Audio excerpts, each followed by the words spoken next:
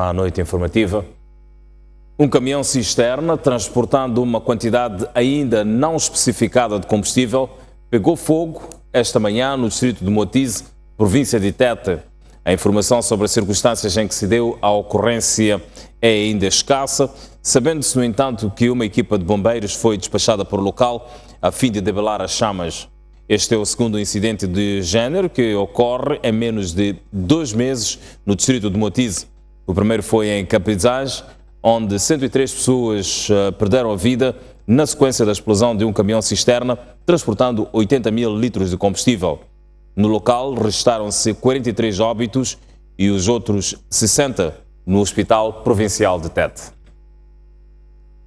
Esta notícia vai conhecer desenvolvimento ao longo dos próximos serviços de notícias. Para já, pelo menos 18 famílias ficaram sem eletrodomésticos no bairro da Matola Rio, na sequência da oscilação da corrente elétrica registrada na última terça-feira. O caso já foi participado à Eletricidade de Moçambique, mas moradores dizem que ainda não tiveram resposta. O ano de 2017 não começou bem para os moradores do quarteirão 3 do bairro da Matola Rio, na província de Maputo. Logo ao terceiro dia, após ficar horas às escuras, a energia elétrica foi restabelecida, mas a intensidade foi tão forte que queimou os eletrodomésticos que estavam ligados. A energia já tinha alta... Como é que se diz? Silva Ferreira reside no bairro desde 2002 e conta que é a segunda vez que os moradores perdem bens devido à oscilação da corrente elétrica. Perdeu o televisor, a geleira e outros aparelhos eletrónicos da sua casa e do seu estabelecimento comercial. Mexeram e certos postos tiveram energia, outros não. E certas casas ficaram sem energia, outras não. Eu também fiquei sem energia. E pronto. Depois eles vieram, fizeram o que fizeram, saíram, foram-se embora. Mas a energia já tinha alta, como é que se diz? Alta velocidade, alta tensão, nesse caso, andou a queimar aparelhos.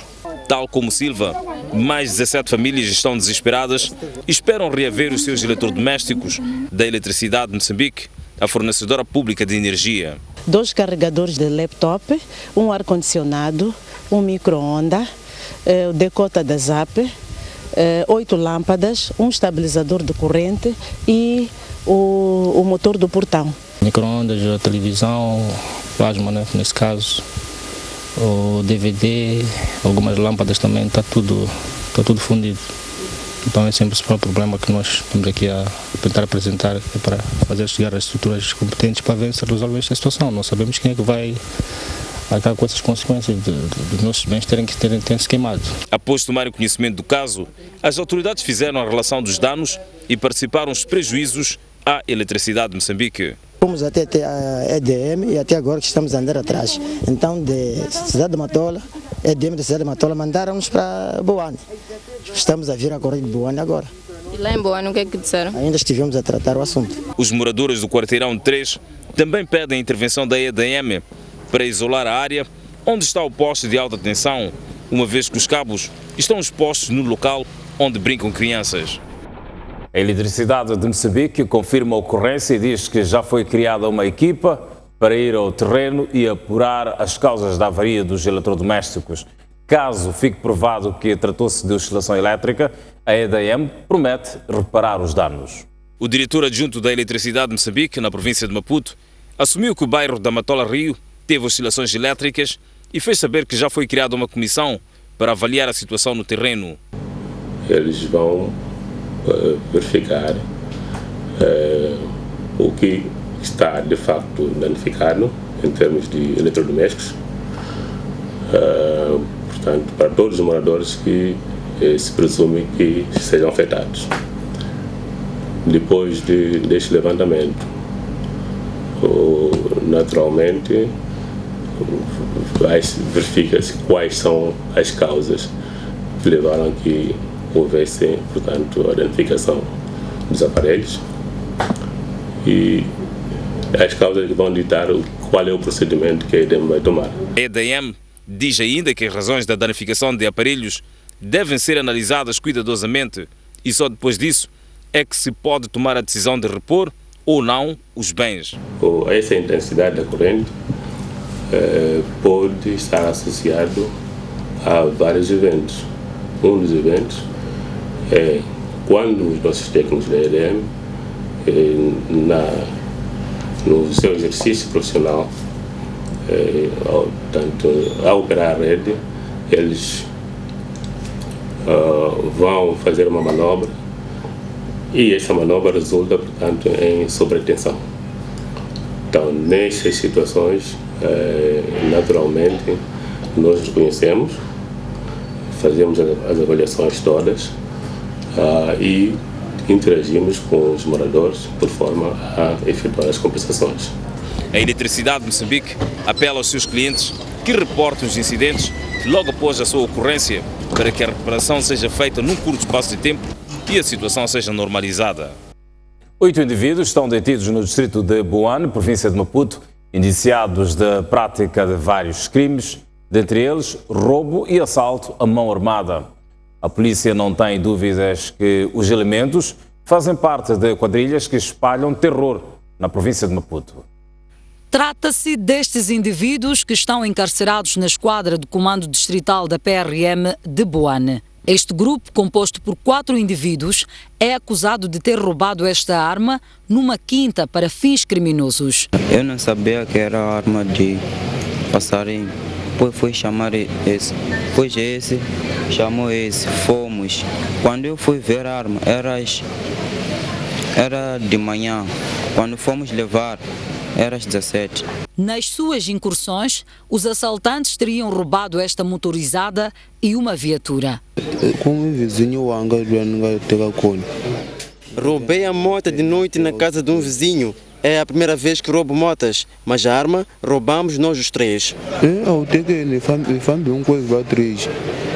Esse aqui veio me vender a moto, veio em casa, eu não estava. Deixou a moto, era numa noite, eu tinha saído, eu estava encantuado em casa da minha mãe. Então, quando voltei no dia seguinte, apanhei a moto. Eu soube, a minha esposa me falou que esse que veio deixar. Então, mais tarde, a estrutura de lá que veio me dizer que há um desaparecimento da moto. Eu disse que não vieram vender para mim, mas eu não tinha pago a moto. Ainda em Boane, a polícia deteve este guarda que é acusado de alugar a sua arma de serviço a um grupo de criminosos em troca de dinheiro. Eu fui no serviço, cheguei, peguei a arma, depois apareceu um sono de qualquer maneira aí. Depois veio marcar a arma. Sim. Apareceu um sono, você ia trabalhar? Sim. Quantos eram as pessoas que tinham arrancado? Não vi, porque não vi. Mas apanhamos na quinta africana, nem senhor aqui. Tinha dormido.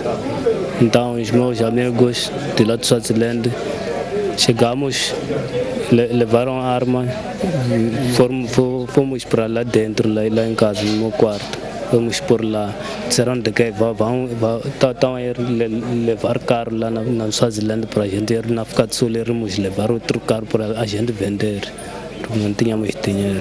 Já este indivíduo é acusado de roubo de gado, mas ele nega e diz que só participou no transporte da carne. Então fomos ao terreno, fui-lhes deixar numa Ubo, então voltei. Eles por volta das 2 horas ligaram-me para que eu fosse lhes buscar. Sim. Depois saímos de lá, a população de lá já havia entendido, então houve uma perseguição com os donos, depois fomos perseguidos com a polícia. Depois fui preso. Ao todo, foram apreendidas uma arma do tipo AKPM com 20 munições, 2 pistolas, 2 viaturas e 4 cabeças de gado. A polícia não tem dúvidas que os detidos fazem parte de quadrilhas que espalham terror na província de Maputo. As autoridades dizem estar no encalço de outros indivíduos que se presume fazer parte dos grupos. São indivíduos já residentes e a maior preocupação que temos é que nessa quadrilha está lá um menor de 16 anos que já faz parte do mundo do crime com detalhes. E 2 indivíduos, um deles é o guarda de uma quinta e teria sido confiado uma arma de fogo para a proteção da quinta. A informação que temos é de que durante a movimentação da arma ele recebe como compensação 1.500 randes, que é compensação do trabalho da aluguer da arma de fogo. E estamos ainda a trabalhar no sentido de buscar mais informações para percebermos como é que ele realiza e quem são os outros indivíduos que neste momento encontram-se na Swazilândia, sendo de origem Swazi. Já vínhamos com informações da inquietação da comunidade da zona de Maúbo, do desaparecimento de gado que era carregado com uma viatura de marca Toyota, uma viatura branca. Do trabalho feito, foi possível a detenção do indivíduo, a apreensão da viatura quando carregava consigo 4 cabeças de gado. E os que compõem esse grupo, em número de 2, estão foragidos, mas estamos a fazer um trabalho de inteligência no sentido de identificar os 2 a monte para que juntos sejam responsabilizados em processo. Encontrado hoje um cadáver na margem do Clube Naval, na cidade de Maputo. Não se sabe ao certo quais foram as razões da morte, mas presume-se que tenha sido por afogamento. Segundo estas imagens amadoras, a vítima é um jovem de aparentemente 25 anos e foi vista por alguns funcionários do Clube Naval, que por sua vez contactaram a polícia para fazerem a remoção do corpo. O técnico-chefe do TRI Naval na Administração Marítima diz que não teve nenhuma informação. Entretanto, no momento da remoção do corpo, encontrava-se no local um agente da Administração Marítima. Infelizmente, da última quinzena não tivemos o reporte de nenhum afogamento. Deste tipo, não tivemos conhecimento. Paulo Nhanchumbane disse ter dúvidas de que o corpo encontrado esta quinta-feira resulte de um afogamento. Aqui na Marinha há certos procedimentos quando há afogamento. Depende, há afogamento, há naufrágio, há homem ao mar. Isso tudo depende de como é que as coisas acontecem. Mas o afogamento propriamente dito, se nós tomamos conhecimento, vamos fazer buscas. Quando há afogamento, temos 72 horas para o corpo começar a flutuar. A Administração Marítima avança que na última quinzena foram reportados 2 casos de afogamento na Baía de Maputo. Macaneta, em Maputo, foi um dos lugares mais preferidos para lazer durante a quadra festiva. A situação trouxe rendimento para os operadores turísticos e, por outro lado, a poluição ambiental na praia. A abertura recente da ponte que dá acesso a Macaneta, em Maputo, levou centenas de pessoas àquela praia durante a época das festas. Aliás, mesmo depois das festas, ainda são várias as pessoas que frequentam aquela zona turística, segundo constatou a STV esta quinta-feira. Os operadores turísticos consideram que o fluxo de pessoas, sobretudo durante a quadra festiva, superou as expectativas quando comparado com os anos anteriores. Durante a quadra festiva, teve afluxo de muita gente e o negócio melhorou muito. Depois de acabarem com a ponte e melhorou muito o negócio. Houve muita gente, as pessoas estão a conhecer a Macaneta. Das pessoas que frequentaram aqui eram mais pessoas estrangeiras ou moçambicanas? Não, moçambicano, temos muito moçambicano. Por outro lado, a afluência trouxe consigo a poluição ambiental. Segundo os operadores turísticos, vários banhistas deixaram lixo na praia. O pessoal que vem de Maputo, acho que do meu ponto de vista estavam muito mais habituados na Costa do Sol e tal. E todo o pessoal vem para aqui, traz as escolmas e tendas, chegam a campo na praia, fazem brais e tudo mais, começam a estragar aquilo. E na Macaneta precisávamos mais de algum reforço, não sei se é o pessoal da Marinha ou Conselho Municipal para ajudarem pelo menos nas limpezas da praia, porque estamos a fazer isso à conta própria. A limpeza da praia coube a jovens voluntários que em troca recebiam dinheiro dos operadores turísticos ou por vezes de banhistas. A secção de lixo estava muito suja aqui. A partir de lá mesmo estava cheio de garrafas. Esse que estamos aqui a tirar todas as garrafas aqui, estava de mesmo. Só estamos a precisar do Oriente, porque não estamos a receber no governo. Sim, esse que estamos a pedir é para cada qual que tenha para orientar. Só. A STV sabe que uma equipa multissetorial composta por instituições do setor do turismo e de proteção ambiental deverá realizar este fim de semana uma campanha de limpeza na praia da Macaneta. A Associação Moçambicana dos Panificadores em Nampula está gastada com atrasos que se registram nas compensações da farinha de trigo nas padarias pelo governo. A agremiação queixa-se de disparidade no tratamento dos associados daquela província e ameaça subir o preço do pão. As reclamações vêm do presidente da Associação Moçambicana dos Panificadores de Nampula, Abdullah Nani, revela que a agremiação que dirige está gastada com atraso e disparidade que se verifica na atribuição das compensações da farinha de trigo às padarias pelo governo, até porque para aquele este é um projeto mal concebido. Esta lista aqui, sinceramente, traz 46 padarias, uma lista que não tem nenhum carimbo, uma lista que não está assinada por ninguém do Ministério, nem da Mopão de Maputo, e enquanto nós enviamos aqui, portanto, a nossa lista com 59 padarias, e ela, portanto, tem a assinatura do presidente da Mopão de Nampula e tem o seu carimbo. Isto fica difícil de gerir. Se eles não têm credencial, vão ter que comprar a farinha a 1.510.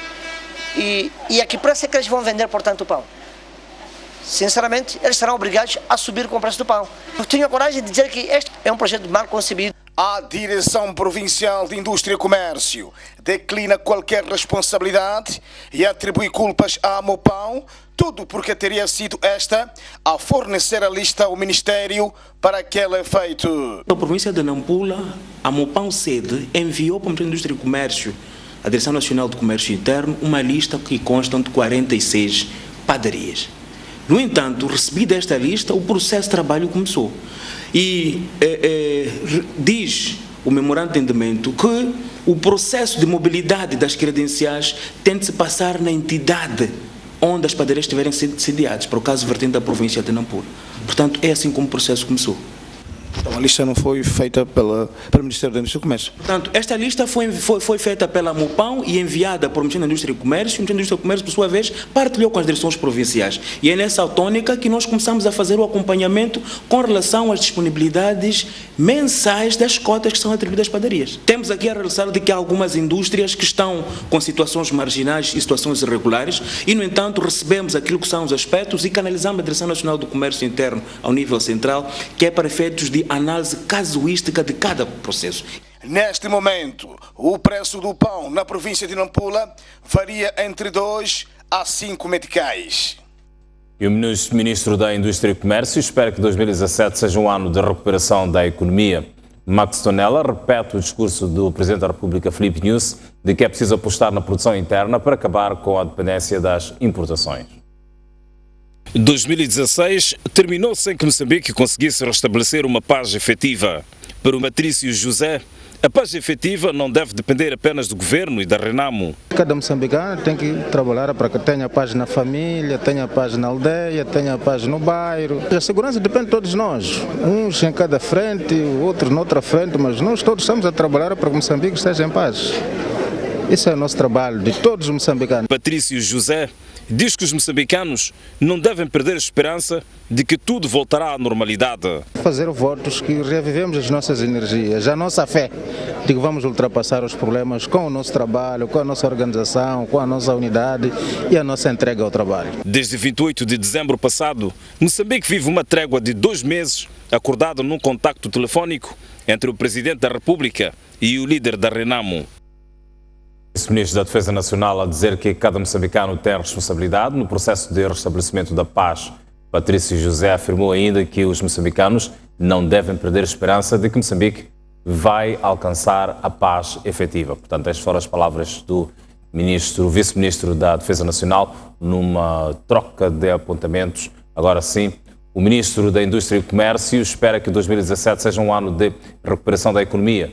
Max Tonella repetiu o discurso de Filipe Nyusi de que é preciso apostar na produção interna para acabar com a dependência das importações. Max Tonella assume que 2016 foi um ano difícil, com a crise económica a roer o bolso dos moçambicanos.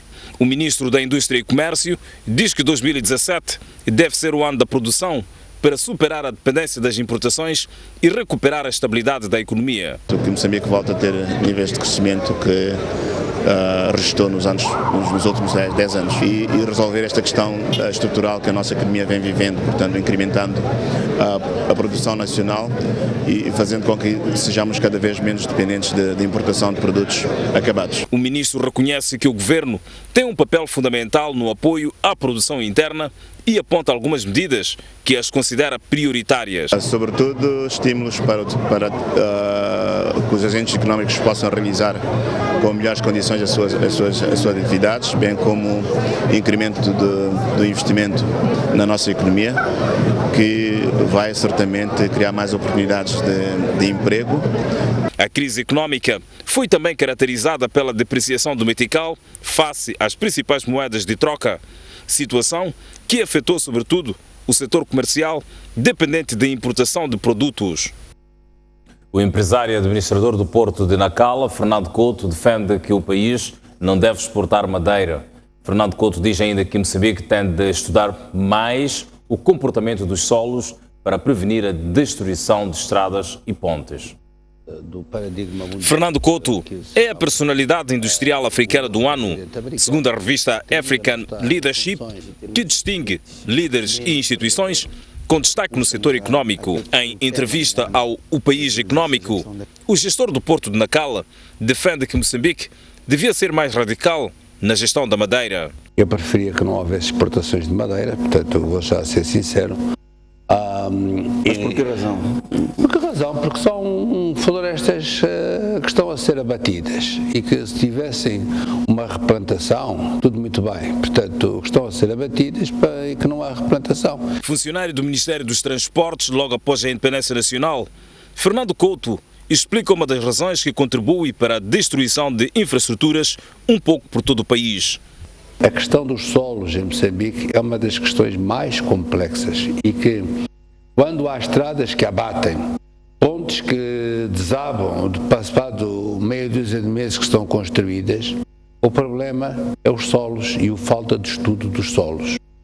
Ou seja, é necessário que o laboratório de engenharias, etc., tenha um papel fundamental na adjudicação das empreitadas, para que se estude qual o tipo de material que vai ser utilizado na construção de uma estrada, seja ela de que tipo for. O empresário defende ainda que o Estado deve ter um papel mais incisivo na agricultura, de forma que o país seja sustentável nos produtos básicos. Não consigo perceber como é que o agricultor moçambicano tem menos produtividade por hectare do que tem o agricultor do Malawi. Portanto, e são vizinhos ali, atravessam a estrada, porque é que há essa diferença?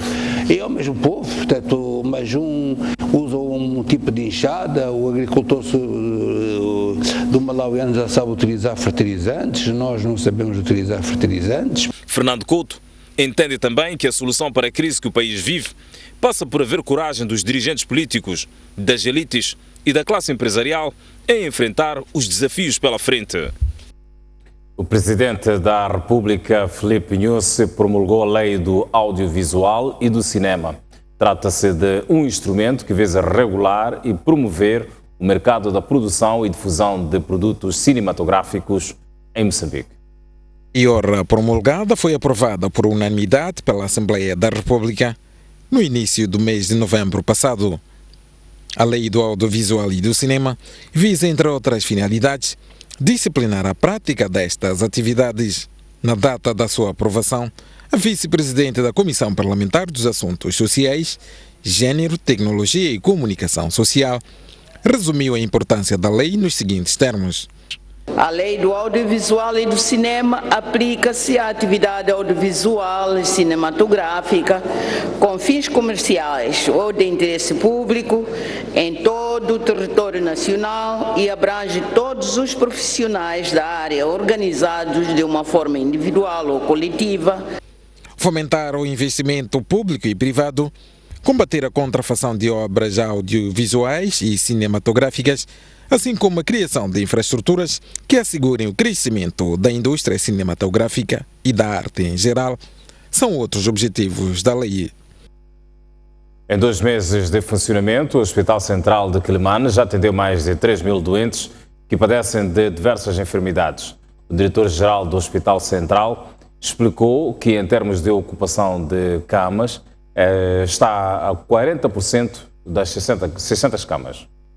O Hospital Central de Climane foi inaugurado a 26 de outubro do ano passado pelo chefe do Estado moçambicano, Filipe Nyusi. Envolvido pouco mais de 2 meses, este hospital já atendeu mais de 3 mil pacientes com diversas patologias.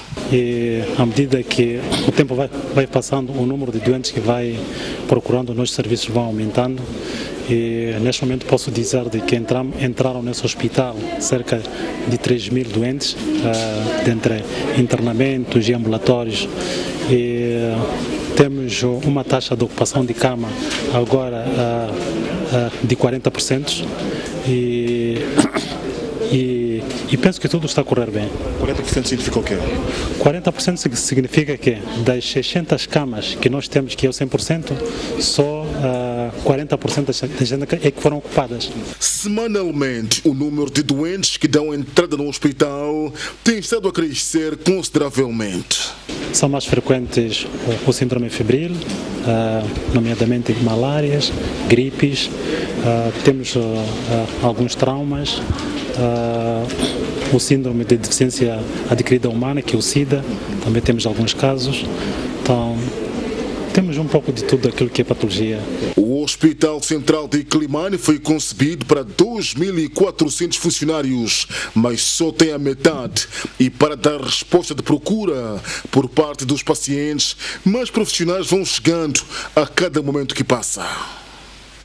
Vamos olhar para as notícias do estrangeiro. Não há provas tangíveis que fundamentem a destituição da Presidente da Coreia do Sul. Este foi o argumento utilizado pelos advogados de Park Geun-hye esta quinta-feira perante o Tribunal Constitucional, que está a analisar o pedido de destituição votado pelo Parlamento a 9 de dezembro. A presidente sul-coreana caiu em desgraça com a detenção de uma velha amiga, Choi Son-sil, que esta quinta-feira começou a ser julgada num processo penal por fraude e abuso de poder.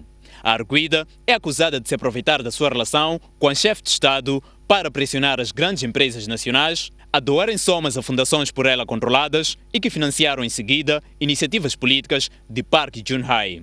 A presidente é citada como cúmplice, mas não foi acusada por beneficiar de imunidade. Park Geun-hye refuta as acusações de corrupção. Com o voto parlamentar do mês passado, a presidente ficou com os poderes suspensos e as suas funções são agora desempenhadas pelo primeiro-ministro.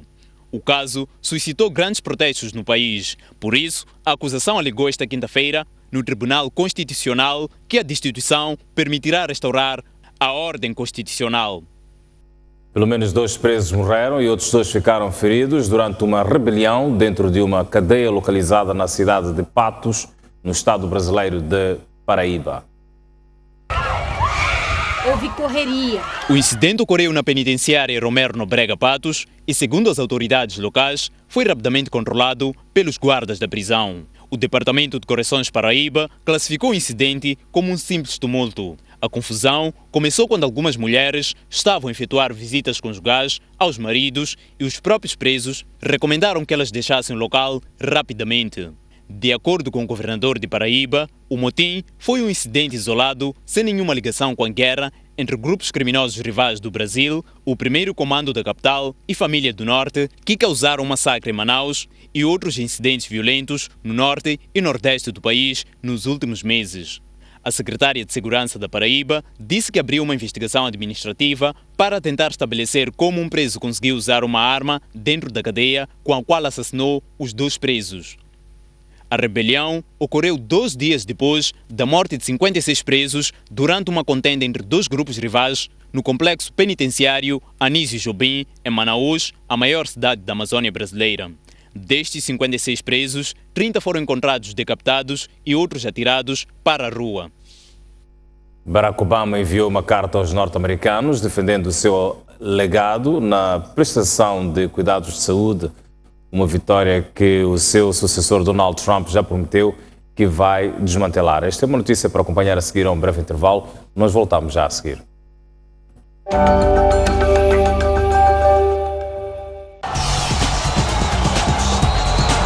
Domingo domingo, você acompanha as principais incidências do final de semana desportivo.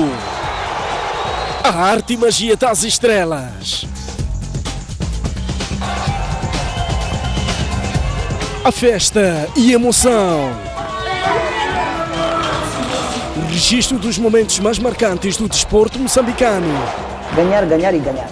Comentários fundamentados de figuras apalizadas e incontornáveis. Nós temos que estar ao nosso melhor nível. A gente tem que procurar alternativas.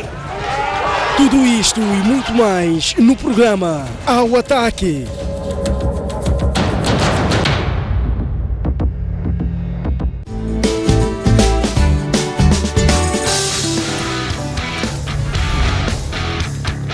Apareceu uma mancha no seu rosto e está preocupado porque não sabe o que é. Já ouviu falar sobre uma determinada doença, mas não sabe quais é que são os seus sintomas e onde procurar tratamento. Está preocupado com a sua alimentação e insatisfeito com o seu corpo. Dificilmente consegue-se perceber que a pessoa está com desnutrição crônica porque os sintomas ou os sinais não são visíveis. Desnutrição crônica é um dos grandes problemas porque não dói. É recomendado uma visita periódica ao dentista. Uma das maneiras de prevenir a doença renal é tratar, portanto, a doença de base. Durante o período em que está a usar o anticonceptivo, a mulher não engravida. A resposta para estas e outras questões encontra aqui toda segunda-feira, quando forem pontualmente 10 horas, na STV Notícias.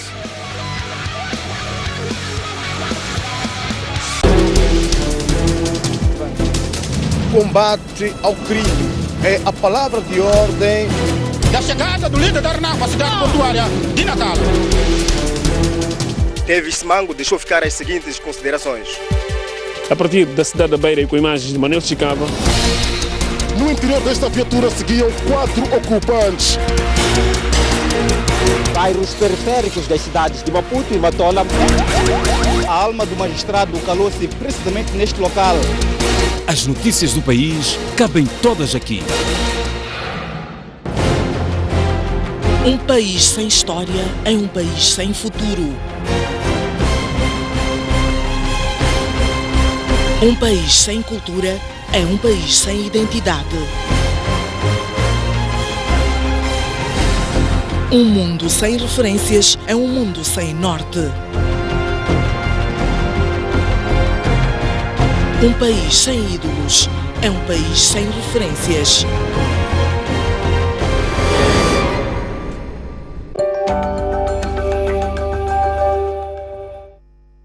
Seguimos com a informação e com os olhos postos no desporto.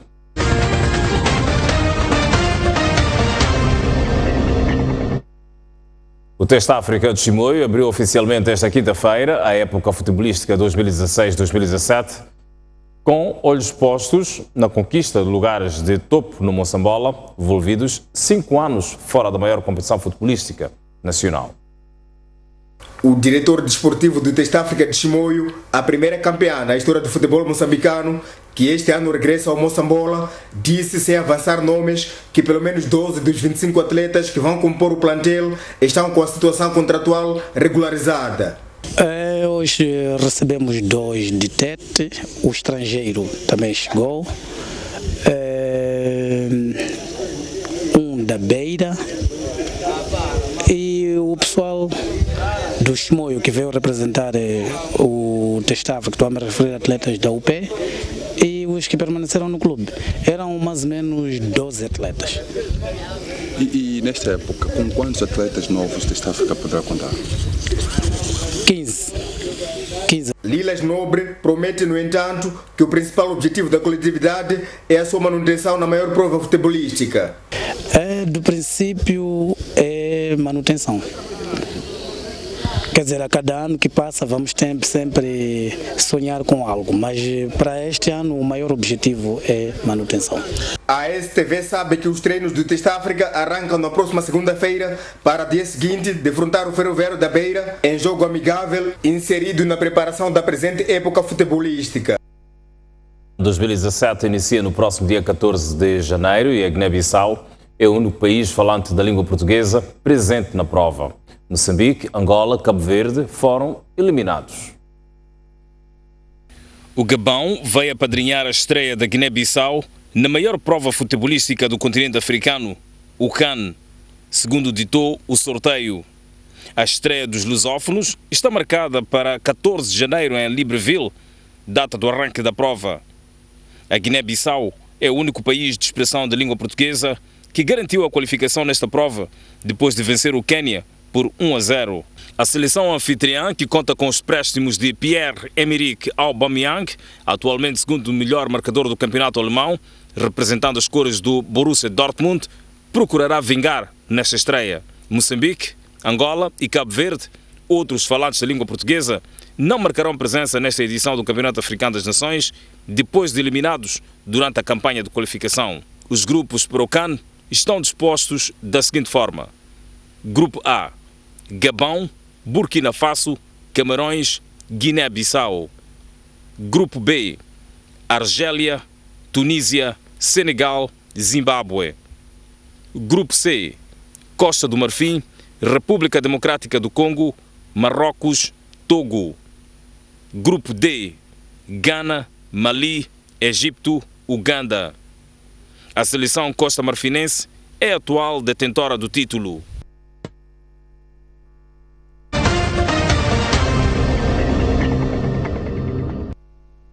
Olhamos agora para uma notícia que chegou-nos à mão. Um caminhão cisterna transportando uma quantidade ainda não especificada de combustível pegou fogo esta manhã no distrito de Moatize, na província de Tete.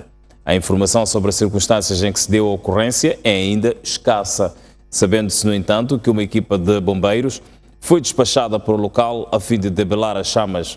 Este é o segundo incidente do género que ocorre em menos de 2 meses naquele distrito. O primeiro foi em Caprizage, onde 103 pessoas perderam a vida na sequência da explosão de um caminhão cisterna transportando 80 mil litros de combustível. No local registaram-se 43 óbitos e os outros 60 no Hospital Provincial de Tete.